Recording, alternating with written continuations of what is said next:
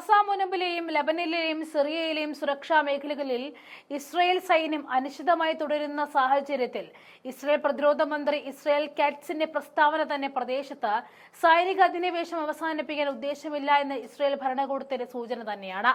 മുൻകാലങ്ങളിൽ നിന്നും വ്യത്യസ്തമായി ഇസ്രായേൽ സൈന്യം ഒഴിപ്പിച്ചതും പിടിച്ചെടുത്തതുമായ പ്രദേശങ്ങളിൽ നിന്നും ഇത്തവണ സൈന്യത്തെ ഒഴിപ്പിക്കില്ല എന്നതും ശ്രദ്ധേയമാണ്. ലബനനിലെ ചില പ്രദേശങ്ങളിൽ ഇസ്രായേൽ തുടരുന്നത് ഇസ്രായേലുമായി നടത്തിയ വെടിനിർത്തൽ പ്രകാരം ലബനൻ സൈന്യത്തിന്റെ പൂർണ്ണ വിന്യാസത്തിന് തടസ്സം സൃഷ്ടിക്കുന്നതാണെന്നും ലബനൻ പ്രസിഡന്റ് ജോസഫ് ഔൺ ചൂണ്ടിക്കാട്ടിയിരുന്നു. ഇസ്രായേൽ സൈന്യം തെക്കൻ ലബനിൽ തുടരുകയും ഇസ്രായേൽ വ്യോമസേന പതിവായി ലബനൻ വ്യോമ അതിർത്തി ലംഘിക്കുകയും ചെയ്യുന്നിടത്തോളം കാലം തങ്ങളുടെ പോരാളികൾ നിരായുധരായിരിക്കില്ല എന്ന് തറപ്പിച്ച് പറഞ്ഞിരിക്കുകയാണ് ലബനിലെ ഹിസ്ബുള്ള സംഘത്തിന്റെ നേതാവ് നൈം ഖാസിം. കഴിഞ്ഞ വർഷം ഇസ്രായേൽ വ്യോമ ആക്രമണങ്ങളിൽ ഹിസ്ബുള്ള സംഘത്തിന്റെ ദീർഘകാല നേതാവ് ഹസൻ നസറല്ല, അദ്ദേഹത്തിന്റെ പിൻഗാമി ഹാഷിം സഫ്ദീൻ, മറ്റു ഉന്നത ഹിസ്ബുള്ള നേതാക്കൾ എന്നിവർ കൊല്ലപ്പെട്ടതിനെ തുടർന്നാണ് നൈം ഖാസിം ഹിസ്ബുള്ളയുടെ നിയന്ത്രണം ഏറ്റെടുക്കുന്നത്.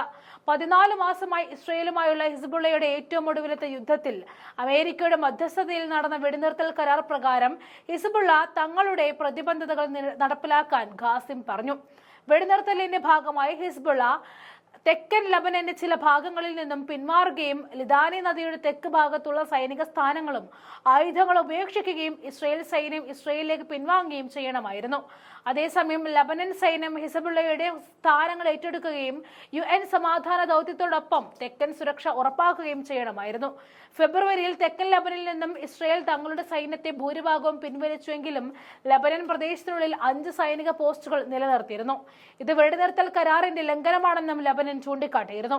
കഴിഞ്ഞ ആഴ്ച മിഡിൽ ഈസ്റ്റിലേക്കുള്ള അമേരിക്കയുടെ പ്രത്യേക ദൂതൻ മാർഗസ് ഓർഗാഡസ് ബ്യൂറസ് സന്ദർശിച്ച ലദാനിയുടെ നദിയുടെ തെക്കൻ ഭാഗത്തുള്ള ഇസ്രായേലുമായുള്ള അതിർത്തിയിൽ മാത്രമല്ല ലബനൻ മുഴുവനും തങ്ങളുടെ നിയന്ത്രണം ഉറപ്പിലാക്കാൻ ലബനൻ ഭരണകൂടത്തോട് ആവശ്യപ്പെട്ടിരുന്നു.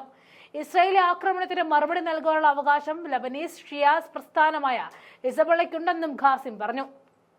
നയതന്ത്രത്തിലൂടെ ഇസ്രായേലുമായുള്ള സംഘർഷം പരിഹരിക്കാൻ ഹിസ്ബുള്ള ലബനൻ സർക്കാരിന് സമയം നൽകിയിട്ടുണ്ട്. എന്നാൽ ഇസ്രായേൽ സൈന്യം ലബനനെ ആക്രമിക്കുന്നത് തുടർന്നാൽ എങ്ങനെ പ്രതികരിക്കുമെന്ന് തെരഞ്ഞെടുക്കാനാവാനുള്ള അവകാശം ഹിസ്ബുള്ളയ്ക്കുണ്ടെന്നും പ്രസ്ഥാനത്തിന്റെ സെക്രട്ടറി ജനറൽ പറഞ്ഞു. നിരായുധീകരണ വിഷയത്തിൽ സംസാരിച്ച ഖാസിം ലബനൻ പ്രതിരോധ പോരാളികളുടെ ആയുധങ്ങൾ ഇസ്രായേലിനെതിരെ മാത്രമായി ഉപയോഗിക്കുമെന്നും പറഞ്ഞു.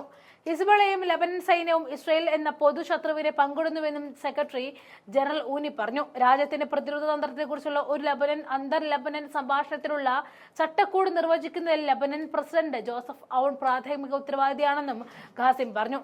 ഹിസ്ബുള്ള പങ്കെടുക്കാൻ തയ്യാറാണ്, പക്ഷേ അമേരിക്കയുടെ സമ്മർദ്ദത്തിന് വഴങ്ങി ഇത് സംഭവിക്കില്ല. ഇസ്രായേൽ ആദ്യം ലബനൻ പ്രദേശം വിടുകയും ആക്രമണം നടത്തുന്നത് നിർത്തുകയും വേണം. തുടർന്ന് പ്രസ്ഥാനത്തിന്റെ നേതൃത്വത്തിന് പ്രതിരോധ തന്ത്രത്തെക്കുറിച്ച് ചർച്ച ചെയ്യാം.